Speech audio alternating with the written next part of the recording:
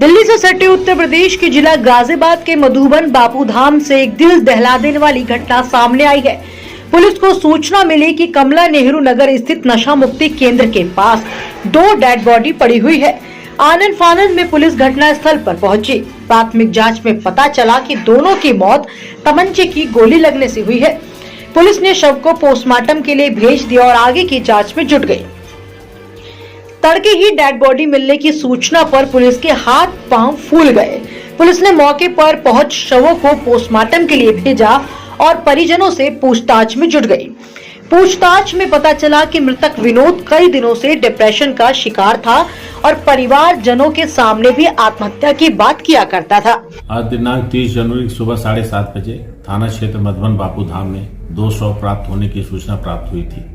इस सूचना के प्राप्त होने के उपरांत तत्काल ही थाना पुलिस, फोरेंसिक टीम तथा फील्ड यूनिट की टीम मौके पर पहुंची और घटनास्थल का निरीक्षण करने के बाद साक्ष्य संकलन के बाद दोनों शवों को कब्जे में लेकर के पोस्टमार्टम के लिए भेजा गया है। दोनों शवों के पर फायर आर्म इंजरी के निशान हैं तथा उनके पास उनके मोबाइल फोन बरामद हुए हैं। घटनास्थल पर एक एस क्रॉस गाड़ी भी बरामद हुई है। दोनों शवों की पहचान दीपक चौधरी और विनोद चौधरी के रूप में हुई है, जो कि महिंद्रा एनक्लेव के रहने वाले हैं, जिसमें विनोद उनके हस्बैंड है और दीपक उनकी पत्नी है। और विनोद के शव के पास से एक तमंचा फायरशुदा, उसमें कारतूस फंसा हुआ है, उसकी नाल में, वो भी बरामद हुआ है। परिजनों से पूछताछ से पता चला है कि विनोद चौधरी काफी दिनों से डिप्रेशन के शिकार थे तथा शाम के समय ज्यादा एग्रेसिव हो जाया करते थे। कई बार इन्होंने अपने परिजनों से भी कहा था कि मैं मरूंगा तो अपनी पत्नी को साथ लेकर के मरूंगा।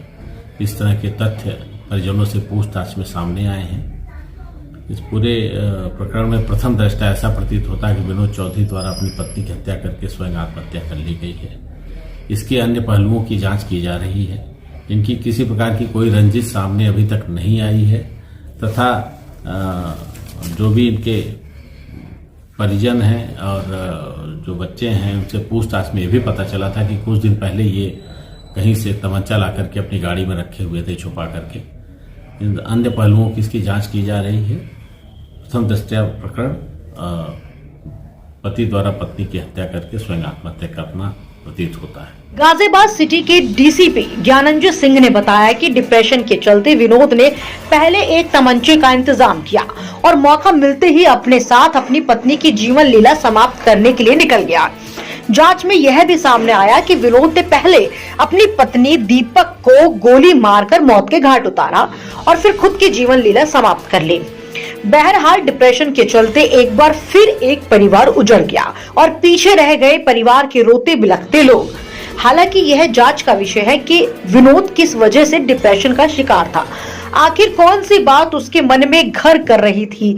अब देखने वाली बात यह होगी कि जांच के बाद क्या कुछ निकलकर सामने आता है। क्राइम एक्सपोज टीवी के लिए गाजियाबाद से क्राइम रिपोर्टर सद्दाम हुसैन की रिपोर्ट।